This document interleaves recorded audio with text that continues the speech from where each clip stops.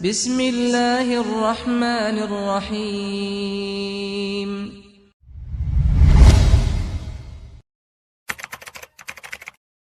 Assalamualaikum warahmatullahi wabarakatuh.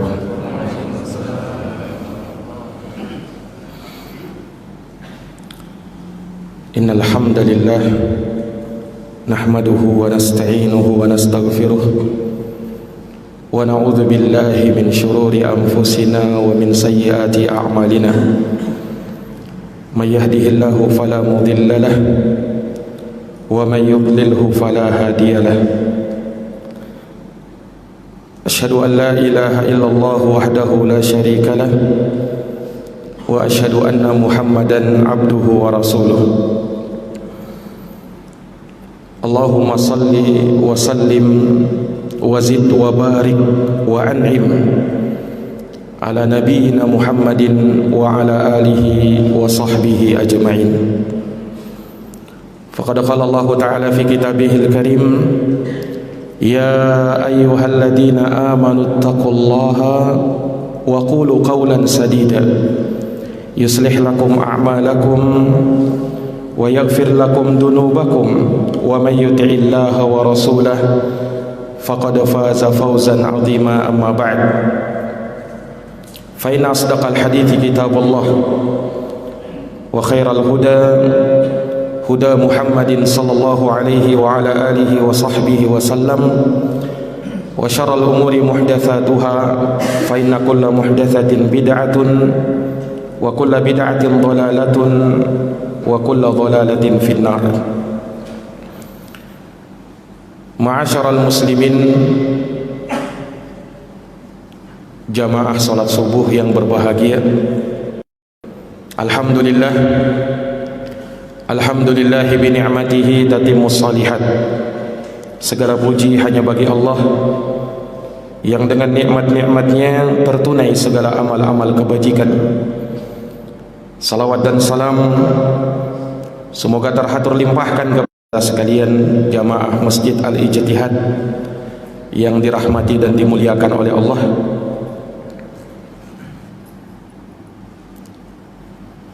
Sudah sepatutnya sebagai hamba yang beriman untuk kita senantiasa bersyukur kepada Allah Subhanahu wa taala, pencipta yang telah menciptakan kita, yang mana setelah penciptaan itu nikmat demi nikmat Allah Subhanahu wa taala anugerahkan kepada kita. Kebaikan, keutamaan, kemuliaan terus Allah Subhanahu wa taala curahkan kepada kita, sehingga tak sekejap pun kita lepas dari curahan nikmat darinya. Tak sedetik pun kita lepas dari naungan kasih dari Allah Subhanahu wa taala. Terus kita mendapatkannya, terus kita merasakannya dari pencipta kita yang pasti kita akan kembali kepadanya. Jamaah yang dirahmati oleh Allah, kesadaran seorang hamba bahwa Allah Subhanahu wa taala sangat baik kepada dirinya dan Allah terus mencurahkan nikmat kepada dirinya, ini merupakan sifat yang mulia. Ini merupakan landasan yang sangat kuat yang dengannya terwujud nilai kesyukuran kepada Allah Subhanahu wa taala. Dia sadar, dia yakin bahwa tak ada nikmat kecuali datangnya dari Allah. Wa ma bikum min ni'matin faminallah.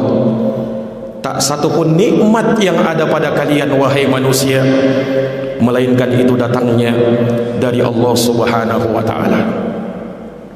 Sifat ini dimiliki oleh para nabi dan para rasul Allah yang merupakan ulul azmi, nabi dan rasul yang paling utama, yang punya kesabaran, ketangguhan, keluar biasaan yang Allah Subhanahu wa taala muliakan mereka dengan mukjizat demi mukjizat. Lihat Nabi Nuh alaihi salam. Di dalam Quran Allah memuji Nabi Nuh dengan dua sifatnya yang mulia. Allah mengatakan innahu kana abdan syakura. Sesungguhnya Nabi Nuh itu dia adalah hamba yang betul-betul memperhambakan diri kepada Allah, syakura, dan dia adalah hamba yang betul-betul mewujudkan kesyukurannya kepada Allah. Lihat, jadi Allah memuji Nabi Nuh alaihi salam dengan dua nikmat ini. Allah berikan kepada beliau penghambaan dan Allah berikan kepada beliau kesyukuran. Dan nikmat ini telah sempurna ada pada diri Nabi kita Muhammad sallallahu alaihi wasallam. Beliau menjadi hamba yang betul-betul bersyukur kepada Allah. Makanya kesyukuran itu beliau wujudkan dalam bentuk penghambaan yang luar biasa. Nabi kita Muhammad sallallahu alaihi wasallam orang yang paling hebat ibadahnya. Sampai-sampai disebutkan dalam hadits Aisyah radhiyallahu anha, karena terlalu seringnya rukuk dan sujud sampai bengkak-bengkak lutut pun bertanya kepada Nabi, "Ya Rasulullah, alaysa qad ghafarallahu laka ma taqaddama min dambika wa ma ta'akhkhar?" Bukankah Allah telah mengampuni dosamu, baik yang telah lalu dan yang akan datang? Mengapa ibadahmu hebat seperti itu, luar biasa seperti itu? Kau sudah dapat jaminan ya Rasulullah. Mengapa ibadahmu seperti itu? Apa jawab Rasulullah sallallahu alaihi wasallam? Beliau mengatakan, "Ya Aisyah, afala akunu abdan syakura." Wahai Aisyah, tidakkah saya ini menjadi hamba yang betul-betul bersyukur kepada Allah Subhanahu wa ta'ala? Ini jawabannya Nabi tatkala ditanya ibadahnya hebat begitu, kenapa? Beliau ingin menjadi hamba yang betul-betul bersyukur kepada Allah Subhanahu wa ta'ala. Ini jamaah sekalian yang dirahmati dan dimuliakan oleh Allah. Kalaulah kita mau melihat segala sesuatu rezeki yang halal, kalau mau ketakwaan kita bertambah pun harus melewati jalurnya, lewati pintunya, akan bertambah ketakwaan kita kepada Allah Subhanahu wa ta'ala. Nah jamaah sekalian yang dirahmati, la azidannakum, ini jawaban syaratnya. Dan lihat Allah tegaskan lagi, la in syakartum, jika kalian bersyukur. Jawabannya apa? La azidannakum, pasti, sungguh, betul-betul demi Allah aku tambahkan nikmat itu. Kenapa bisa kita terjemahkan begitu? Karena dalam bahasa Arab la azidanna, huruf lam di situ kalau dibaca la azidanna artinya tidak saya tambahkan. Tapi kalau lamnya dibaca pendek la azidanna, lam di situ lamul taukid, atau secara bahasa juga dibahasakan oleh ulama ahli bahasa lam waqi'atun fi jawabil qasam, yang berada dalam jatuh sumpah, sehingga maknanya bukan sekadar sungguh tapi demi Allah, Allah kuatkan seperti itu. Kemudian ada nun taukid juga, la azidanna, nun yang ditasdid itu dalam bahasa Arab disebut nun taukid. Sehingga dalam ayat ini ada 3 penguat, sumpah, lam taukid, nun taukid. Makanya tadi kita terjemahkan begitu, demi Allah, sungguh, betul-betul Allah tambahkan nikmat itu. Terlebih jamaah sekalian, kalau kita mau tahu ini yang berfirman ini siapa ini? Allah kan. Allah Subhanahu wa ta'ala kalau mengatakan sesuatu, tidak usah Allah bersumpah, tidak usah Allah tekankan. Allah sekedar nyatakan begitu, sebagai orang yang beriman pasti kita percaya, ya kan? Karena Allah tidak mungkin menyelisihi janjinya. Innallaha la yukhliful mi'ad. Nah, bagaimana lagi kalau Allah tekankan itu ayat dengan sumpah, penekanan, sungguh betul-betul aku tambahkan nikmat itu kepada kalian. Maka menunjukkan pastinya kan, kalau kalian bersyukur, Allah tambah nikmat itu kepada kalian. Artinya jamaah sekalian, mafhum mukhalafahnya, pemahaman kebalikannya, tidak ada yang namanya tambahan nikmat kalau tidak melewati jalur kesyukuran, ya kan? Tidak ada tambahan nikmat kecuali harus melewati jalur kesyukuran. Nah, mungkin kita bertanya-tanya, Ustaz, bukankah orang kafir itu tidak mensyukuri nikmat Allah? Bukankah orang yang tidak beriman itu tidak bersyukur kepada Allah? Bukankah mereka yang penuh dengan dosa, banyak melakukan kezaliman, bukan bersyukur, tapi justru ingkar dengan nikmat Allah? Tapi kenapa Ustaz? Rumahnya semakin bertingkat, mobilnya semakin mewah. Kenapa bisa begitu?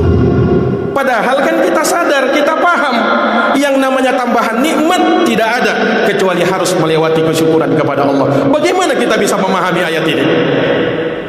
Ulama mengatakan tambahan nikmat hakikatnya ada dua. Yang pertama, tambahan nikmat yang berkah, yang tidaklah menjadikan kehidupan seorang hamba kecuali semakin baik. Nikmat yang seperti ini tidaklah menjadikan seorang hamba kecuali semakin dekat kepada Allah. Sementara nikmat yang tidak membuat kita dekat kepada Allah, hakikatnya itu bala. Makanya Imam Hasan Al-Basri mengatakan, kullu nikmatin la tuqarribuka ilallah fahiya baliyatun.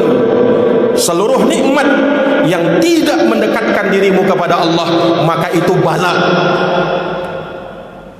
Kalau nikmat, ada nikmat yang tidak mendekatkan diri kita kepada Allah, hakikatnya bukan tambahan yang sebenarnya yang diinginkan dalam ayat tadi.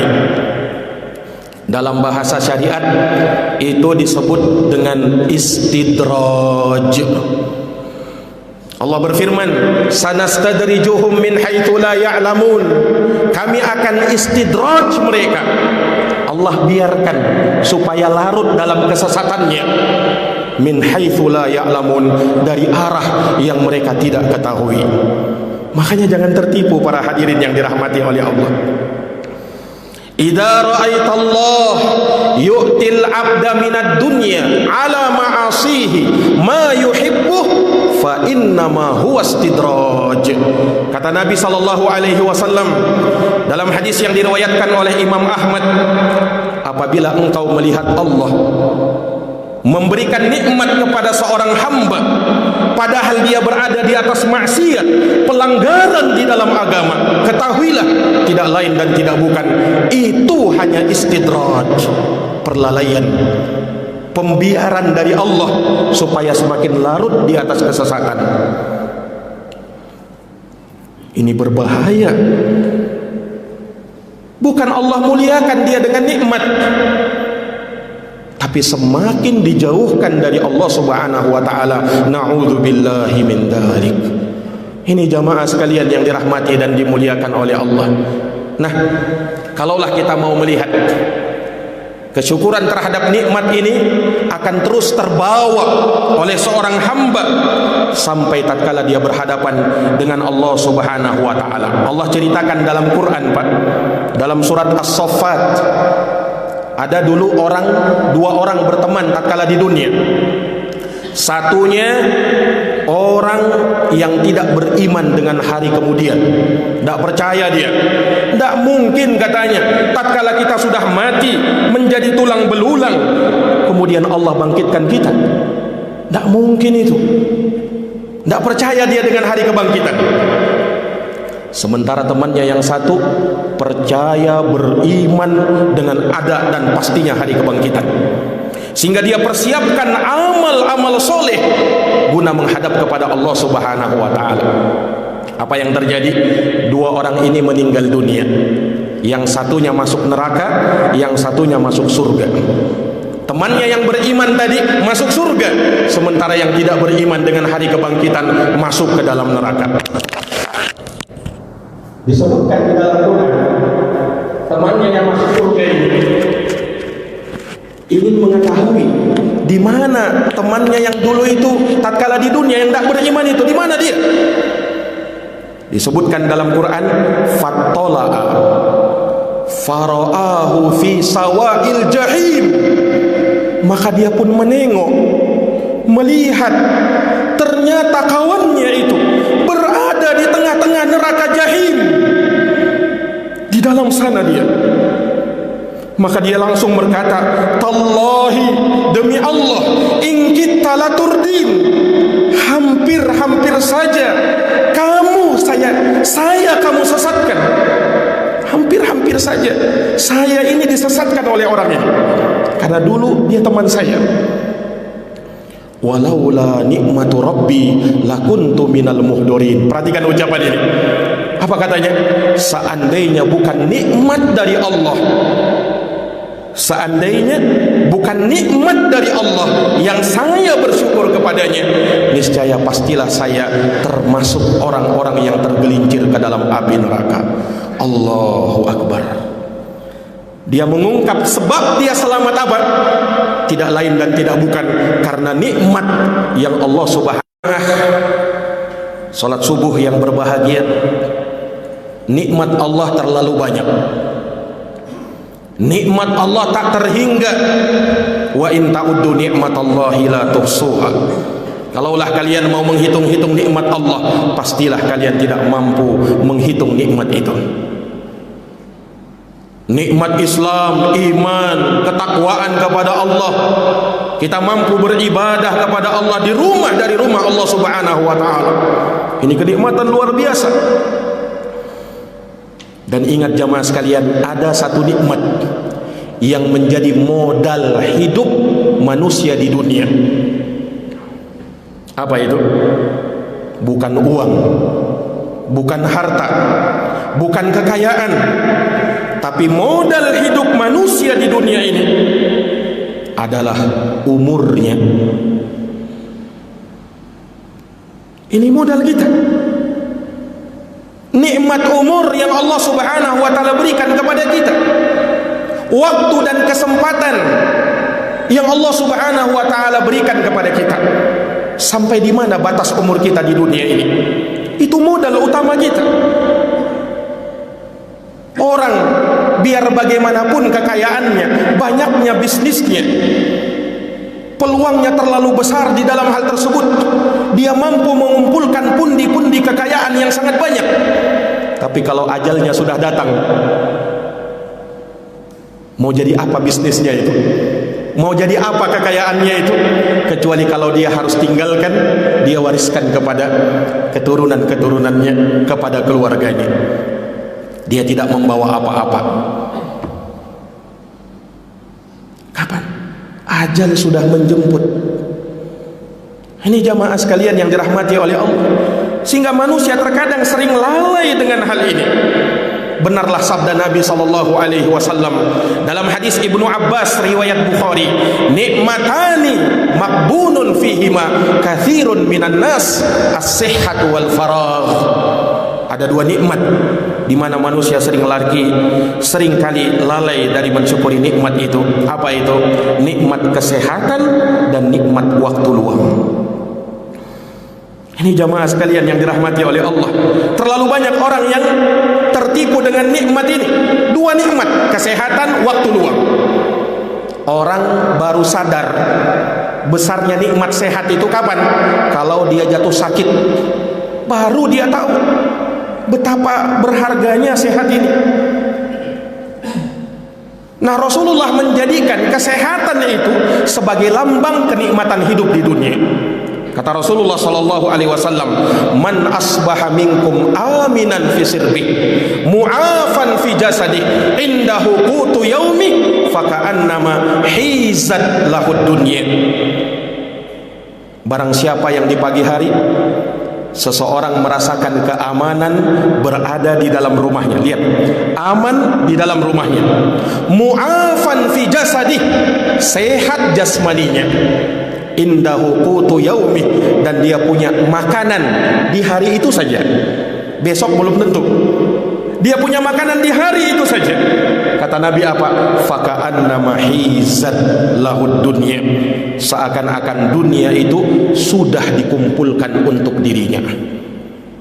Ini jamaah sekalian, kalau kita merasakan aman, sehat, kita punya makanan di hari ini, itu dunia itu sudah terkumpul untuk kita. Mau apa lagi? Ini jamaah yang dirahmati oleh Allah. Dan nikmat ini pasti akan kita pertanggungjawabkan di hadapan Allah. Tsumma latus'alunna yauma idzin 'anil na'im. Kemudian kalian pada hari kiamat pasti akan ditanya tentang nikmat yang akan diberikan kepada kalian. Imam Ibnu Katsir di dalam tafsirnya Tafsirul Qur'anil Azim menyebutkan bahwa semua dari kalian wahai manusia tanpa terkecuali pasti akan dimintai pertanggungjawaban akan nikmat itu, minas sihhah wal amni war rizq, yaitu berupa nikmat kesehatan, keamanan, dan rezeki dari Allah Subhanahu wa taala. Allah tanya itu. Ini jamaah sekalian yang dirahmati oleh Allah. Ini banyak manusia lalai. Yang kedua apa? Nikmat waktu. Hargailah waktu kita, Pak. Sangat banyak dalam Quran Allah bersumpah dengan waktu itu. Waktu subuh, Allah bersumpah dengan waktu subuh, wal fajr, demi waktu subuh, was subhi idza tanaffas, demi waktu subuh. Datang waktu duha, Allah bersumpah dengan waktu duha, wadduha wal laili idza saja, demi waktu duha. Datang waktu siang, Allah bersumpah dengan waktu siang, wan nahari idza tajalla, demi waktu siang apabila telah terang benderang. Datang waktu sore, Allah bersumpah dengan waktu sore, wal asr, demi waktu sore. Menurut penafsiran sebagian ulama, al-asr ditafsirkan dengan waktu sore. Datang waktu malam, Allah bersumpah dengan waktu malam, wal laili idza yaghsha, demi malam apabila telah gelap gulita. Allah bersumpah dengan itu untuk apa? Supaya manusia ini mau perhatian. Waktu itu manfaatkan dengan sebaik-baiknya. Nah, itu modal kamu hidup di dunia. Orang menghargai waktu dengan uang. Katanya apa? Waktu adalah uang. Kalau prestasinya, maka boleh kita katakan waktu lebih mahal daripada uang kalau dimanfaatkan untuk beribadah kepada Allah Subhanahu wa taala. Tapi kita ini sering bercepat-cepat bersegera kalau untuk dunia. Kalau akhirat nanti, itu bahasa kita, nanti, masih ada hari esok. Subhanallah. Imam Hasan Al-Basri mengatakan, ya bena Adam, iyyaka wat taswib, wahai anak cucu Adam, hati-hati kau dari mengatakan nanti dalam beramal. Hati-hati. Kenapa? Fa innaka biyaumika, karena kesempatanmu adalah hari ini, walasta bighadin, belum tentu besok ada kesempatan yang sama. Mampu sekarang, lakukan sekarang, jangan tunda-tunda. Idza amsayta fala tantadhiris sabah, kata sahabat Ibnu Umar, kalau kau di waktu sore jangan tunggu waktu subuh baru mau beramal. Wa idza asbahta fala tantadhiril masa, jika kamu di waktu subuh jangan tunggu waktu sore baru mau beramal. Wa khudh min sihhatika limaradik, pergunakan sehatmu sebelum datang sakitmu. Wa hayatika qabla mautik, pergunakan hidupmu sebelum datang ajal menjemputmu. Ini nasihat yang sangat luar biasa agar kita betul-betul menghargai waktu itu, jamaah sekalian. Dari perjalanan waktu itulah yang kita berada di dalamnya. Disitulah kita melihat seberapa umur yang Allah berikan kepada kita. Ingat jamaah sekalian, umur disitulah manusia berlomba-lomba untuk menjadi manusia yang terbaik. Di satu sisi manusia bisa menjadi orang yang paling buruk dengan umur yang Allah berikan kepada dia. Bagaimana itu? Rasulullah pernah bersabda dalam hadis Abu Bakrah yang diriwayatkan oleh Imam Ahmad, Tirmidzi dan Imam Al-Hakim. Hadisnya disahihkan oleh Syekh Al-Albani. Kata Nabi sallallahu alaihi wasallam, khairun nasi man tala umruhu wa hasuna amaluh. Sebaik-baik manusia adalah mereka yang panjang umurnya lagi baik amalannya. Itu sebaik-baik manusia, panjang umur, baik amalan. Wa syarrun nasi, sementara manusia yang paling buruk, manusia yang paling jelek, man tala umruhu wa sa'a amaluh, orang yang panjang umurnya tapi jelek amalannya. Perhatikan jamaah sekalian, umur yang panjang belum tentu baik. Makanya kalau ada orang berdoa, ya Allah panjangkan umur saja, tidak ada masalah, bagus. Tetapi jangan sekedar minta panjang umur, Pak. Minta, ya Allah panjangkan umur saya di atas ketaatan ibadah kepada Allah. Nah itu baru bagus. Kalau sekedar panjang umur belum tentu bagus, ya kan? Ada orang yang panjang umurnya tapi semakin bertambah dosanya. Ini jamaah sekalian yang dirahmati oleh Allah. Minta kepada Allah panjang umur tetapi di atas amal ketaatan ibadah kepada Allah Subhanahu wa ta'ala. Kita tidak tahu kapan ajal menjemput kita. Allah gambarkan hari kemudian itu dengan hari esok, besok. Ayat yang tadi kita dengarkan, imam kita tadi baca dalam surat Al-Hasyr, ya ayyuhalladzina amanu taqullah, wahai orang-orang yang beriman, bertakwalah kamu kepada Allah, wal tanzur nafsun ma qaddamat lighadin. Hendaknya setiap jiwa mempersiapkan, memperhatikan apa yang dia persiapkan lighadin, untuk god. God itu besok. Orang biasa bilang godan, besok. Apa hari besok ini apa? Bukan besok hari setelah hari ini, bukan. Ayat ini berbicara tentang hari kemudian, hari kiamat. Allah gambarkan hari esok. Dekat kan? Ini gambaran. Kalian jangan menunda-nunda amalan. Bisa jadi besok hari kiamat. Kita tidak tahu. Kalau bukan hari kiamat besok, kiamat kita. Karena kiamat itu ada dua kata ulama. Ada kiamat kubro, ada kiamat sugro. Kiamat kubro, lenyapnya seluruh dunia ini. Kiamat sugro, kematian kita. Kita tidak tahu kapan kiamat sugro menimpa kita. Ini para jamaah sekalian yang dirahmati dan dimuliakan oleh Allah. Makanya muhasabah diri, perkara yang sangat penting. Imam Ibnu Katsir mengatakan, hasibu anfusakum qabla an tuhasabu. Hisablah dirimu sebelum kau dihisab oleh Allah Subhanahu wa taala nanti. Wanzuru madza dakhartum li anfusikum minal a'malis salihah. Lihat, perhatikan apa yang telah kau simpan untuk diri kalian, untuk dirimu terhadap amal-amal soleh. Liyaumi mi'adikum, pada hari tatkala Allah Subhanahu wa ta'ala kalian dapati di hari kemudian, wa irdikum ala rabbikum, dan hari tatkala Allah perhadapkan kalian dengan amal-amal kalian. Para jamaah yang dirahmati dan dimuliakan oleh Allah Subhanahu wa ta'ala, umur nikmat yang nanti pada hari kiamat tidak akan bergerak, Pak, kaki ini, Pak. Tidak akan bergeser ini kaki, entah itu ke surga atau ke neraka, sebelum kita ditanya tentang nikmat umur. 5 yang harus kita pertanggungjawabkan. Hadis Abdullah bin Mas'ud radhiyallahu anhu, Nabi sallallahu alaihi wasallam bersabda, la tazulu qadama ibni adam yaumal qiyamah hatta yus'ala an khamsin. Tidak akan bergeser ini kaki sampai ditanya, kata Nabi, 5. Apa itu 5? An umrihi fima ablah. Langsung ditanya umurmu. Di mana kau habiskan umurmu ini? Nikmat pertama yang Allah tanya. Kau diberikan umur di dunia, bagaimana kau habiskan umurmu itu? Ini Pertanyaan pertama. Yang kedua, wa an syababihi, masih berkaitan juga dengan umur sebenarnya, tapi umur muda. Masa mudamu di mana kau usangkan? Masa muda ditanya juga. Harta, wa an malihi, tentang harta dua pertanyaan sekaligus. Min aina tasabah, dari mana kau dapatkan? Wa fima anfaqah, kemana kau belanjakan?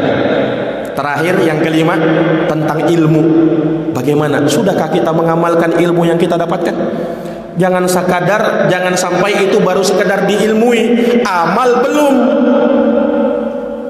Allah tanya itu, Pak. Dan ingat, yang pertama ternyata adalah umur kita. Jamaah yang dirahmati dan dimuliakan oleh Allah, begitu enaknya manusia ini. Ada sebagian orang mengatakan begini, Pak, mumpung masih muda, kita puas-puaskan saja, gampang, tua kita baru tobat. Ya kan? Ada orang bilang begitu. Mumpung masih muda ini, kapan lagi ini? Kita puas-puaskan aja, gampang, kalau sudah tua tobat. Subhanallah, seakan dia tahu kapan ajalnya tiba. Kalau dia tahu ajalnya kapan tiba, boleh dia bersikap seperti itu. Tapi ini tahu enggak dia kapan ajalnya tiba?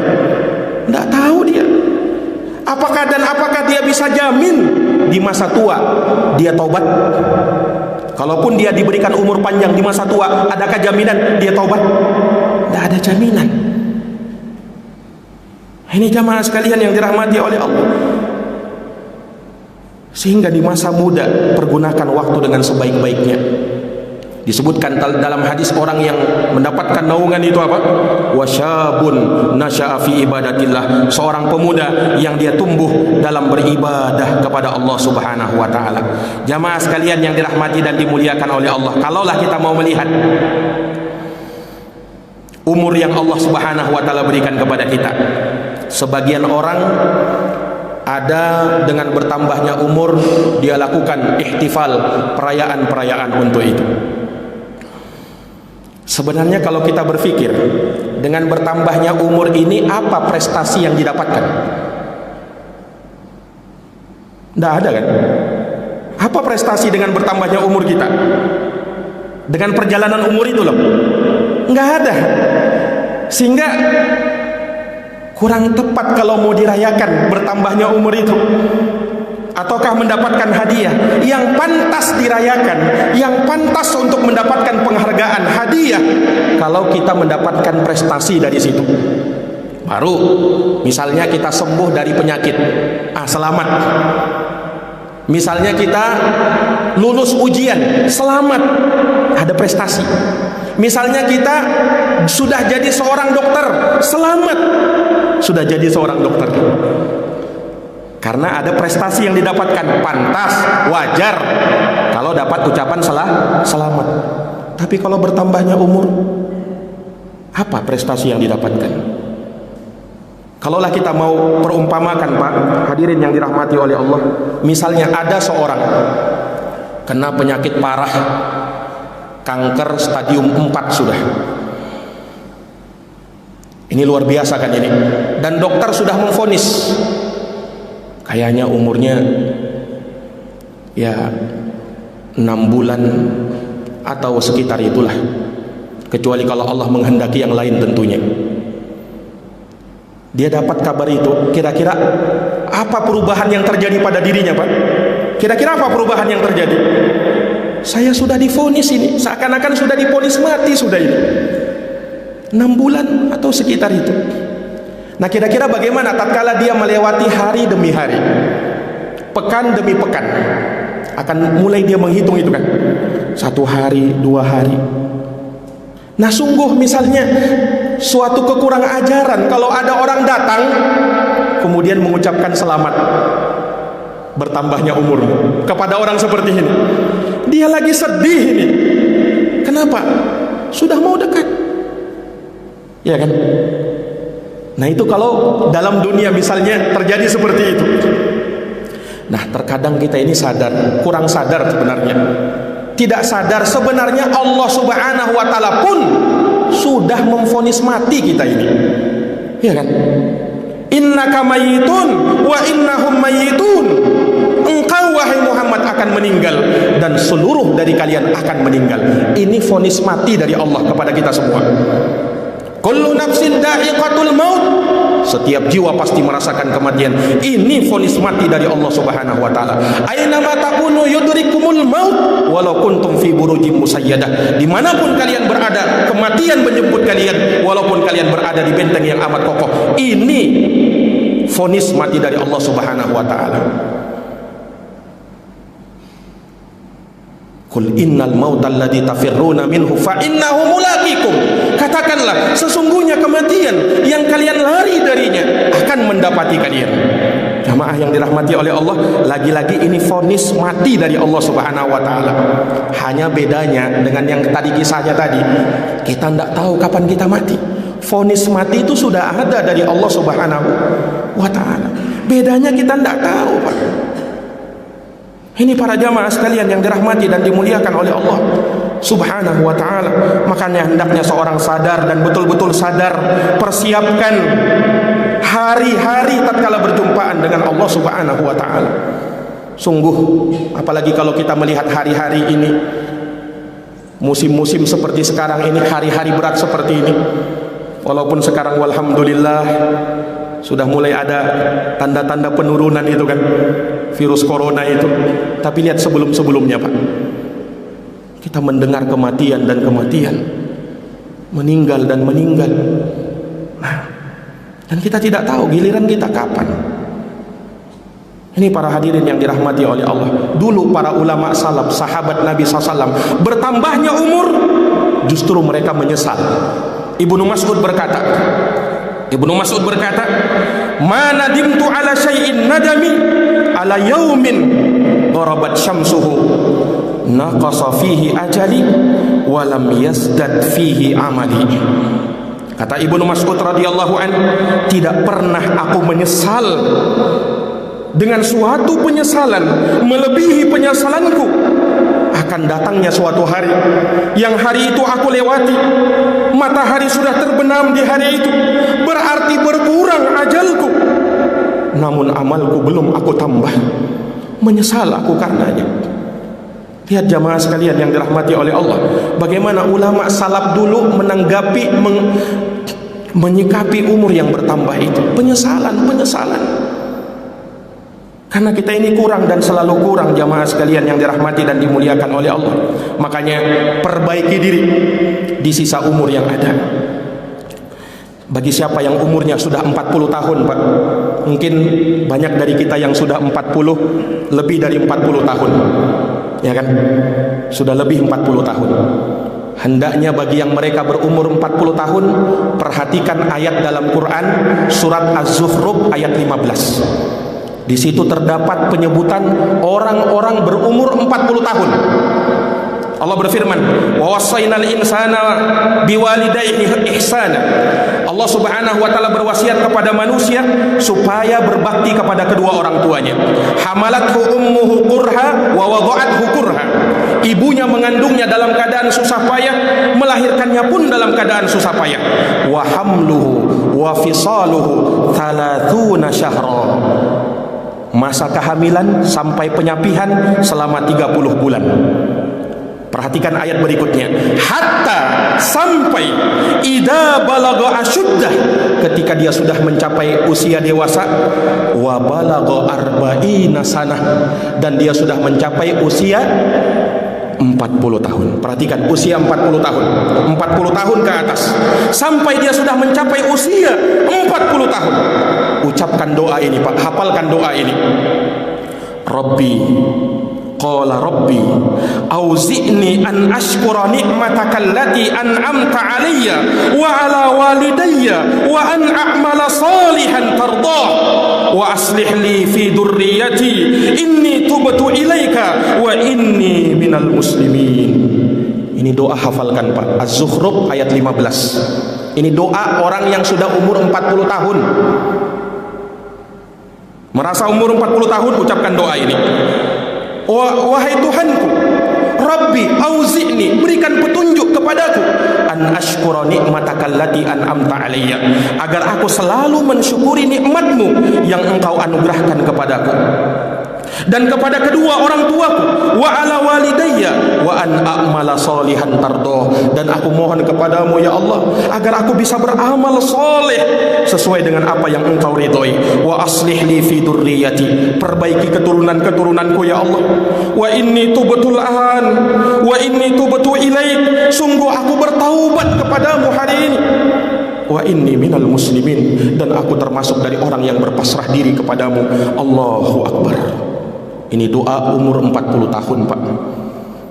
Para jamaah yang dirahmati oleh Allah, umur seperti ini berada dalam persimpangan biasanya. Yang sudah sekolah biasanya sudah mencapai gelar yang tinggi, sudah mungkin sudah doktor, profesor bahkan, ya, yang berbisnis mungkin di waktu-waktu itu sudah mulai bisnisnya semakin banyak, semakin luar biasa. Umur 40 tahun, Allah ingatkan, umur 40 tahun. Ini jamaah sekalian yang dirahmati dan dimuliakan oleh Allah Subhanahu wa taala. Untuk itu perbaiki diri, Pak. Perbaiki diri mulai tadi dengan apa? Muhasabah. Menghitung-hitung kesalahan kita. Kalau kita, Pak, bersikap dengan orang, kedepankan husnuzon, baik sangka. Tapi kalau kepada diri sendiri, kedepankan suuzon, buruk sangka kepada diri. Itu yang lebih bagus. Kalau sama orang lain, kedepankan husnuzon, baik sangka kita sama orang lain. Tapi kepada diri sendiri, suuzon, jangan terlalu berbaik sangka. Karena kalau kita berbaik sangka kepada diri, oh saya ini sudah banyak beramal, nah itu kan, saya ini sudah banyak amalan saya, insya Allah masuk surga ini. Terlalu berhusnuzon sama dirinya. Harusnya bersuuzon, saya ini masih kurang. Begitu, Pak. Ini para jamaah sekalian yang dirahmati dan dimuliakan oleh Allah Subhanahu wa taala. Muhasabah. Manusia tidak lepas dari yang namanya dosa. Innakum tukhti'una bil-laili wan nahar. Kalian itu kata Allah bersalah siang dan malam. Kullu bani Adam khata'. Semua anak cucu Adam pasti berdosa. Tapi ingat, wa khairul khata'ina tawwabun. Sebaik-baik yang berdosa mau mengakui dosanya, mau mengakui kesalahannya, mau bertaubat kepada Allah, banyak-banyak istighfar kepada Allah di hari-hari tua seperti sekarang ini. Banyak-banyak istighfar, taubat, istighfar, taubat. Ini para jamaah sekalian. Kemudian perbaiki apa? Perbaiki hati kita, niat-niat kita. Mulai dari niat dulu. Maksud kita, tujuan kita apa dalam hidup ini, apa? Kemudian perbaiki lisan kita, perbaiki amal perbuatan kita. Nabi Syuaib disebutkan di dalam Al-Quran, in uridu illal islah mastata'tu. Nabi Syuaib ketika berdakwah kepada kaumnya mengatakan, tidak ada yang saya inginkan ya Allah kecuali untuk perbaikan, mastata'tu, sesuai dengan kesanggupanku. Menunjukkan bahwa yang namanya orang yang ingin perbaikan diri, memperbaiki diri, harus maksimal, harus optimal, jangan setengah-setengah. Mau memperbaiki diri tapi setengah-setengah dia. Optimal, maksimal, mastata'na, semampu kita untuk bisa memperbaiki diri, untuk bisa merubah diri. Allah tidak merubah keadaan suatu kaum sebelum dia merubah keadaan kaum pada dirinya sendiri. Innallaha la yughayyiru ma biqaumin hatta yughayyiru ma bi anfusihim. Harus kita ingat, harus ada usaha, harus ada upaya untuk itu. Kemudian jangan lupa minta pertolongan kepada Allah supaya Allah memperbaiki keadaan kita. Berdoa kepada Allah dengan doa yang diajarkan oleh Nabi. Nabi mengajarkan doa apa? Allahumma a'inni ala dzikrika wa syukrika wa husni ibadatik. Ya Allah, aku minta bantuan kepadamu untuk senantiasa mengingatmu, bersyukur kepadamu, memperbaiki ibadah kepadamu. Doa yang diajarkan oleh Nabi. Atau doa yang juga diajarkan oleh Nabi, Allahumma aslih li dini, ya Allah perbaikilah agamaku, alladhi huwa ismatu amri, yang dia adalah penjagaan terhadap urusanku. Wa aslih li dunyaya allati fiha ma'ashi, perbaikilah duniaku yang aku hidup di duniaku tersebut. Wa aslih li akhirati allati fiha ma'adi, perbaikilah akhiratku yang aku akan kembali ke sana. Waj'alil hayata ziyadatan li fi kulli khair, jadikanlah kehidupan dunia ini sebagai tambahan dalam semua kebaikan. Waj'alil mauta rahatan li min kulli syarr, dan jadikanlah kematian itu sebagai istirahat bagiku dari semua kejelekan dan keburukan. Para jamaah sekalian yang dirahmati dan dimuliakan oleh Allah Subhanahu wa taala, maka perbaikilah diri di usia-usia seperti ini, di usia-usia yang kita sudah melihat usia kita, bahkan senantiasa kita terus memperbaiki diri walaupun masih di usia muda. Jangan tertipu dengan usia muda, karena betapa banyak orang yang sudah dipanggil oleh Allah Subhanahu wa taala usianya masih muda. Waja'akumun nadhir, kata Allah, telah datang an-nadhir. Ulama menafsirkan an-nadhir di sini telah datang peringatan, maksudnya uban, Pak. Uban itu peringatan dari Allah. Bagi yang sudah beruban, peringatan. Saya ini sudah tua ini sudah mau mendekati ini. Maka bertaubat kepada Allah, perbaiki diri, dan semoga Allah Subhanahu wa taala menerima taubat kita dan senantiasa memperbaiki amal perbuatan kita, memperbaiki ibadah kita, dan semoga Allah Subhanahu wa taala menutup kita dengan husnul khatimah dan dijauhkan dari su'ul khatimah. Demikian jamaah sekalian, lebih dan kurangnya saya mohon maaf. Hadanallahu wa iyyakum ajma'in. Subhanakallahumma wa bihamdika asyhadu an la ilaha illa anta astaghfiruka wa atubu ilaik. Walhamdulillahirabbil alamin. Wassalamu alaikum warahmatullahi wabarakatuh.